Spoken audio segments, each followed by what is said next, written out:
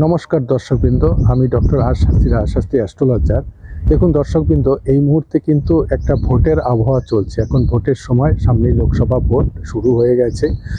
তো দেখুন, এই ভোটের সময় মানে ভোটের আবহাওয়াতে যে সমস্ত নেতা মন্ত্রী বা যারা ভোটে লড়ছেন বা লড়বেন, বা যারা বিভিন্ন পার্টির সঙ্গে যুক্ত আছেন, আগামী দিনে আপনারা কোনো ভালো পজিশনে যেতে চান, তাদের কিন্তু অবশ্যই মনে রাখতে হবে যে ভালো রাজনীতিবিদ হতে গেলে বা ভোটে জিততে গেলে অবশ্যই জন্মছকের লগ্ন, পঞ্চম, ষষ্ঠ এবং তার সঙ্গে কিন্তু নবম যথেষ্ট শক্তিশালী হতে হয়। ভাগ্য, নাইন্থ হাউস, পঞ্চম কানেকশান, এগুলো যথেষ্ট শক্তিশালী হতে হয়।